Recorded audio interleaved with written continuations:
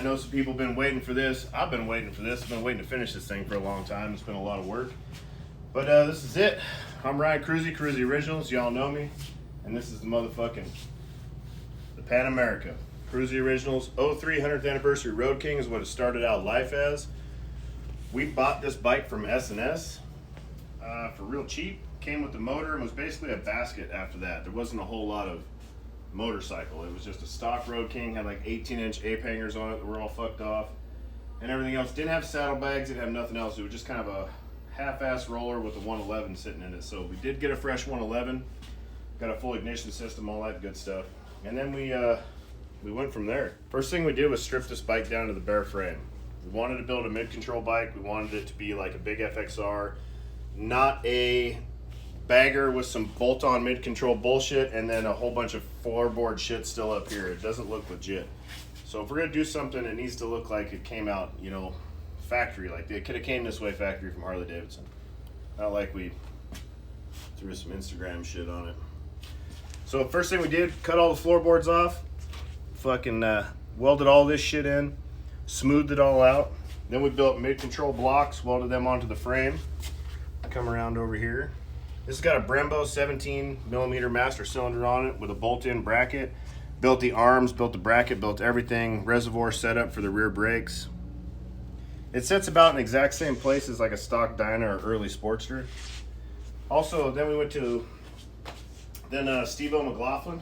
Come around over to the other side. Steve-O painted the frame for us. It's Cadillac Black Diamond with pearl in it. Over here we did a factory style setup. Fxr Inspection cover. It's been bored in the back with a alloy art aluminum tube in the middle with brass bushings. Made the linkage and shit. Once again, same old just block. Welded to the frame down there. It's machined out. This is an old hot match kickstand. I've had the thing around forever. It's what we used to use on the choppers and stuff back in the day, so it was here. We had to make new stabilizer links. We built bungs like this, made the new links. Did an alignment on the chassis so everything's nice and true. Definitely more true than factory. Also made the upper motor mount so we could run the coil up here, but it's all braced, gusseted. It's got a bigger stabilizer link in it as well with Heim joints, gets rid of the rubber bushing shit, so everything's locked up a little more solid. The front motor mount is an alloy art billet aluminum with polyurethane bushing. It's also makes the bike super, super rigid. Like I thought something was wrong with this bike. It tracks so good because I've been riding Dynas forever. And if you rode a Dyna, I don't care what you've done to it, you still got like some dance moves going on. This had no dance moves, so it was real weird to me.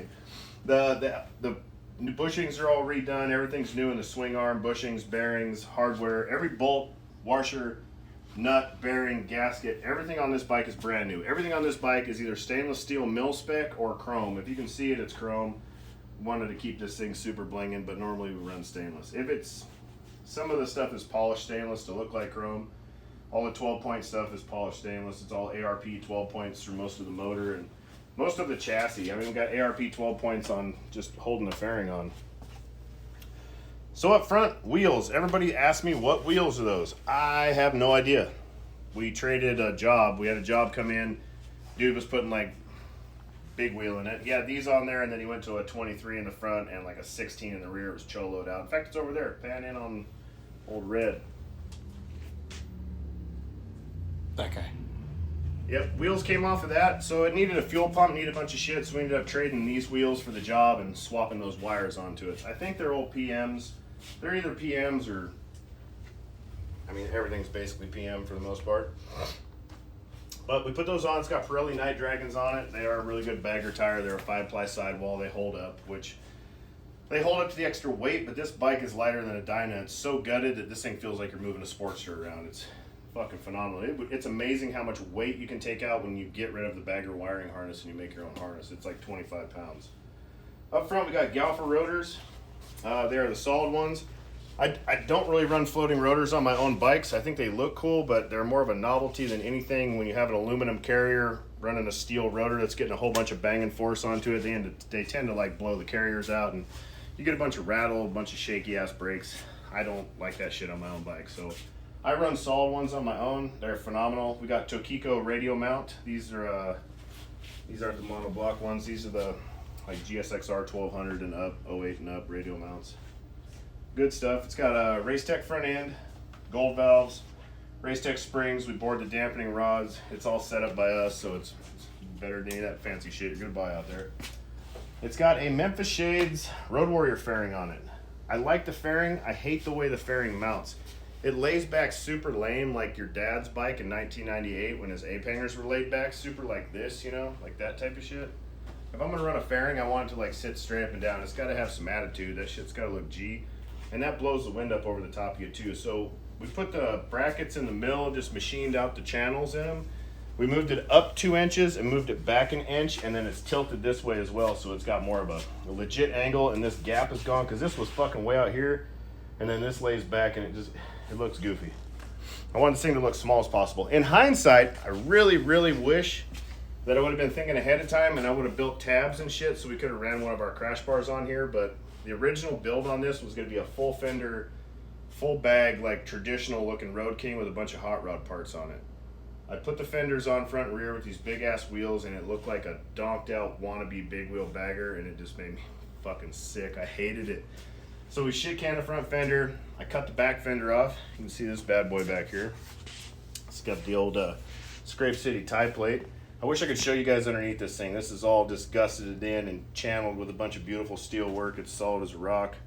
Got a O'Reilly's LED brake light in here, and it is brake and running, and it is bright as hell, and it is $6.95. This is a Kruesi Originals lay down license plate bracket. That's ours, available on the website. And I'm not going to wheelie this bike. It's way too nice, but she's looking the part, and whoever wants to buy the thing can try and wheelie it. I don't have the balls to throw 30,000 up in the air. This is a Fxr Dash that I've had hanging on the wall in the showroom. If you guys have ever been in the shop, it's been a nice showroom piece. It's got a shitload of sticker blasted with a bunch of cool stuff from everybody for over the years. And I threw it up on this thing, and it was so close to fitting. And the dash that was on here, like the stock Speedo and everything, I don't run Speedos on any of my personal bikes. I don't believe you should have a Speedo on a motorcycle. The only thing you need is a tack and oil pressure gauge, because it's a motorcycle. You should just be riding faster than all the rest of the traffic, and everything will be all right. So I just reshaped the line of it down here, and then the fuel door on top. This is a carbureted, but you still have one fuel injected carburetor, still has a fuel door on the top. I have two 5/16 bung standoff welded in there, so this bolts down to there. This bolts into the stock location. I made this plate so this guy can bolt into the back of it. It has bolt standoffs on the back. They bolt up, so you have just factory, like factory style looking late model Dyna shit. Oil pressure gauge, we put that in place of a fuel gauge because we have a fuel gauge over here, which fuel gauge isn't hooked up yet. Oil pressure gauge isn't hooked up yet because that stuff is all on back order due to a politically driven fake scandemic. We have, so back up front.